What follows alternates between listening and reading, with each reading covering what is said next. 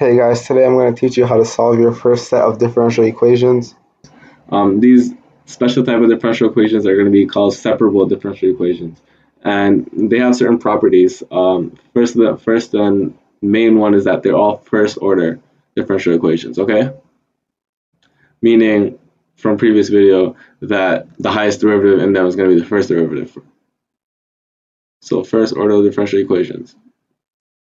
Okay, and they can be written in this form: dy by dx is equal to g of x times h of y. Okay, so these two properties are going to be fulfilled by separable differential equations, and these are the only type you can solve using the methods I'm going to teach in this video. So let's just say you have a normal first order differential equation, right? Let's it can be isolated into this form: dy by dx, and now this rest of the right side of the equation is going to be a function that's of x and y. Okay, that's going to be a general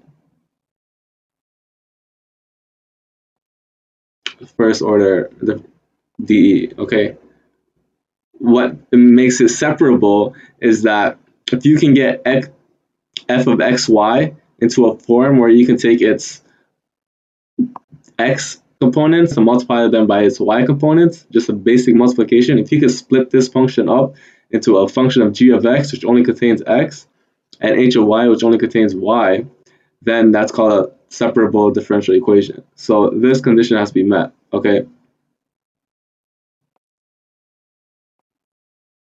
So let's do a quick little exercise to make sure that we're able to identify a separable equation versus a non-separable one.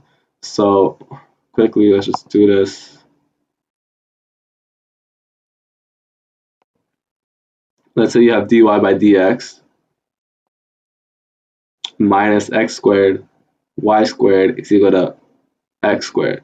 Okay, and on this other hand, you have dy by dx minus x squared y squared is equal to 4 this time. So which one is separable? Are they both separable or are none of them separable? Let's see. So let's isolate for the variable. Sorry, the derivative. X squared plus x squared y squared. Okay, now if we factor out x squared, and I get 1 plus y squared, right?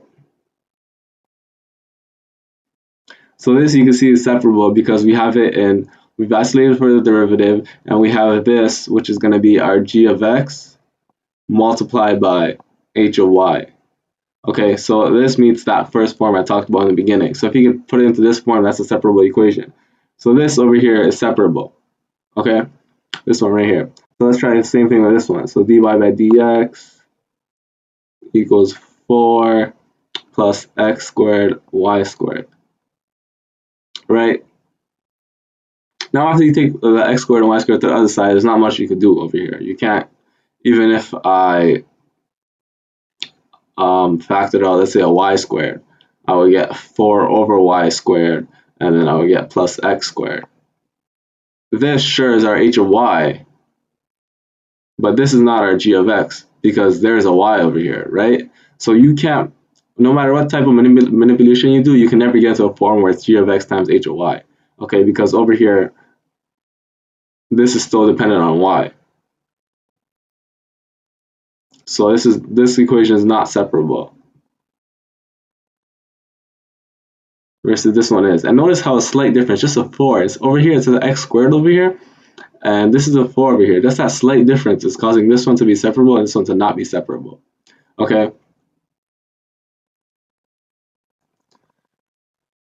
So now that you've identified how to figure out if a differential equation is separable or not, let's go back to actually trying to figure out how to solve them. So let's start from here. So we have dy by dx is equal to g of x times h of y. Right? So let me take the h of y to the other side. Okay, so I'm going to get 1 over h of y dy by dx is equal to g of x. right? And now instead of writing 1 over h of y all the time, I'll just write p of y, and that's our 1 over h of y, dy by dx. So far, so good. So we have these two sides that equal to each other. Now in math, if two sides are equal, you can do anything to one side as long as you do the same thing to the other, including integrate. Okay, so I can integrate this side as long as I integrate this other side. So let me integrate this left side. I'm going to integrate it with respect to x. Okay, so that's my operator. This is my equation. Okay, and then g of x dx.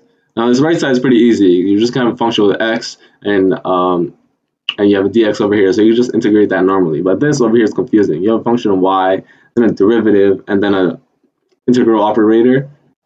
So here's the thing. A lot of students think, oh, I can cancel out the dx's and just be left with dy. That's not true. That's not this dy by dx is the operator itself. It represents a function. It's actually the derivative. So this is actually y prime dx. Okay, so you can't. They're not fractions. Okay, you can't cancel out dx over here, dx over here.